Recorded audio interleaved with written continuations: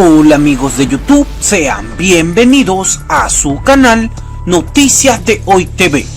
Ante el reciente anuncio de la llegada a Colombia del ejército estadounidense para la supuesta ayuda y asesoramiento en la lucha contra el narcotráfico, el presidente del Senado colombiano recordó que el gobierno debe solicitar aprobación del Congreso para estas decisiones. Mientras tanto, un tribunal inglés ordenó que el próximo 22 de junio se celebrará una audiencia para decidir sobre la demanda de Venezuela contra el Banco de Inglaterra, luego que esta entidad financiera se negara a devolver al país sudamericano 31 toneladas de oro. El oro retenido en el Banco de Inglaterra está valorado en $1 billón que será destinado a la compra de medicinas, alimentos y equipos médicos que le permitan enfrentar la pandemia del coronavirus.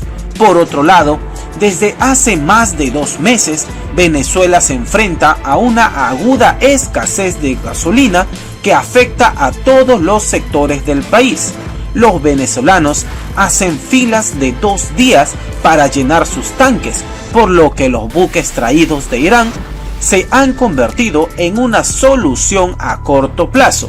Y por último, el gobierno de Rusia presentará este 1 de junio un plan de recuperación económica tras la crisis dejada por la pandemia del COVID-19. También ha destinado millones de dólares para diversos sectores del país. Pues bien, queridos suscriptores, a continuación presentaremos un pequeño resumen sobre estos temas. La Embajada de Estados Unidos en Colombia dio a conocer que a principios de junio llegarán soldados norteamericanos que pertenecen a la Brigada de Asistencia de Fuerza y Seguridad. Esto ha causado bastante controversia. Primero, porque para el tránsito y la permanencia de tropas extranjeras se debe contar con el aval del Congreso, y no fue así. También porque causa preocupación la presencia, sobre todo en 5 zonas del país, 5 regiones que pertenecen a los departamentos de Cauca, de Nariño, del norte de Santander, sobre todo en la zona del Catatumbo, porque allí se han venido presentando violaciones a los derechos humanos en el tema de erradicación de cultivos de uso ilícito.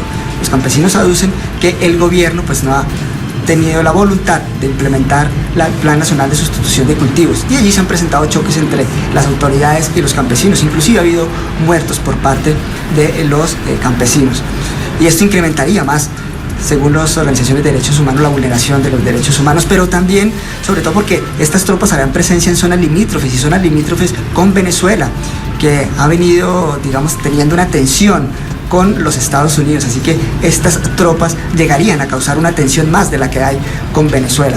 Así que hay bastante preocupación por parte de las organizaciones sociales, políticas y derechos humanos con el arribo de estos soldados norteamericanos al país. Bueno, las autoridades venezolanas han informado que se trata de un acuerdo de cooperación entre el Programa de Naciones Unidas para el Desarrollo y el gobierno venezolano para destinar fondos para alimentos, insumos, medicinas necesarias para combatir la COVID-19 en el país. Recordemos que Venezuela ya tiene un marco de cooperación con la Organización Mundial de la Salud, la OPS, también para que lleguen a Venezuela insumos, medicamentos y todo lo necesario en el combate de la COVID-19, además de las alianzas internacionales con Rusia, China, Cuba y otros países aliados. ¿Qué es lo que ha sucedido? Venezuela necesita destinar un oro que está retenido por el Banco de Inglaterra y que asciende a $1 billón, $1.000 millones.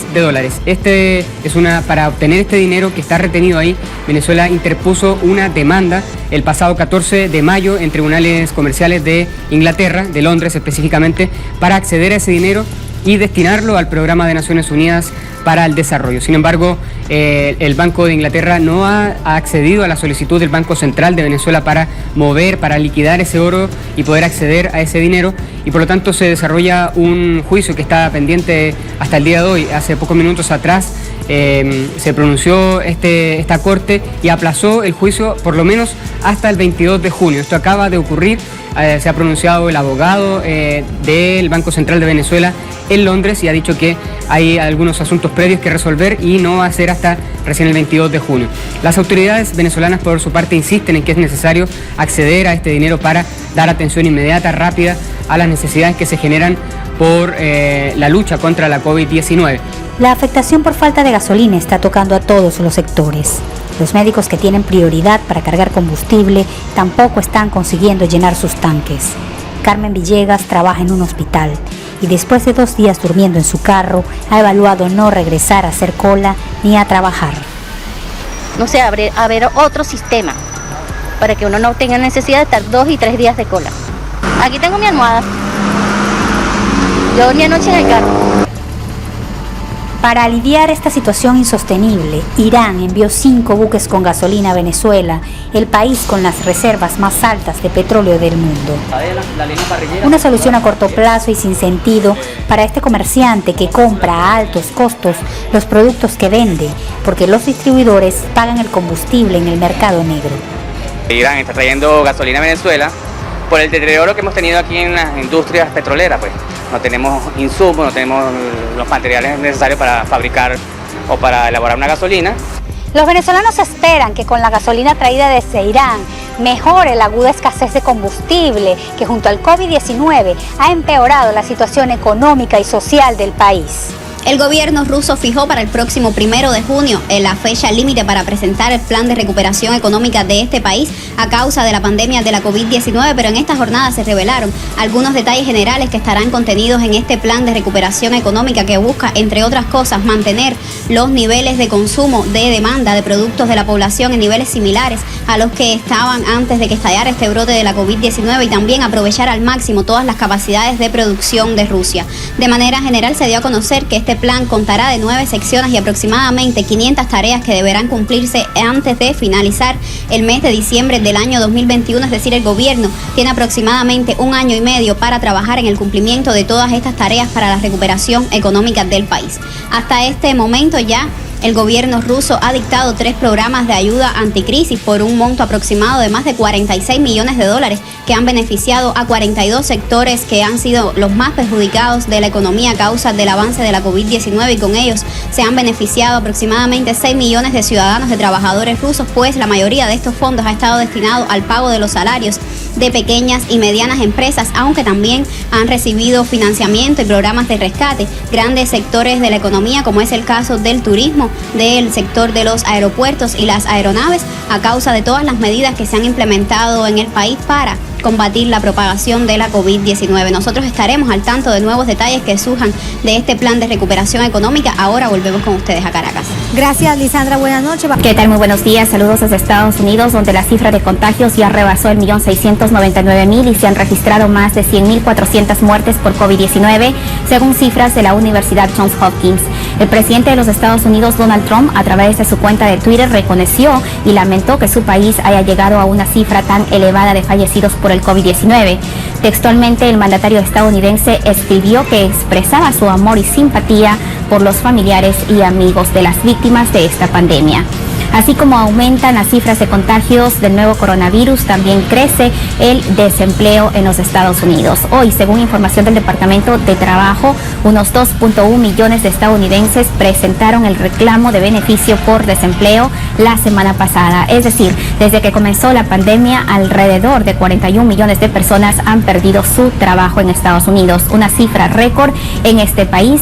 Y en Nueva York, el estado más golpeado por la pandemia, varias de las famosas vallas publicitarias de Times Square fueron apagadas anoche con el objetivo de formar parte de la llamada encrucijada del mundo para hacer un llamado a tomar conciencia sobre el COVID-19, pero también un llamado al gobierno federal para que ayude a todas esas industrias que han cerrado o que han sido impactadas debido a la pandemia en este estado.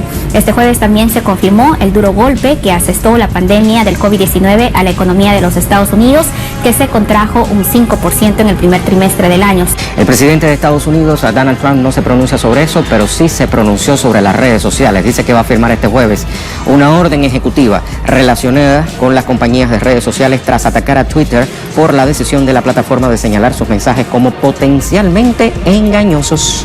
El anuncio se produce poco después de que Twitter activara una notificación de de verificación de hechos en 2 publicaciones de Trump para desmentir sus afirmaciones. El jefe de Estado dijo que la red social tenía información engañosa sobre el proceso electoral e intentaba interferir en los sufragios presidenciales pautados para finales de año. Trump también acusó a las plataformas de redes sociales de silenciar las voces conservadoras y amenazó con regularlas o cerrarlas.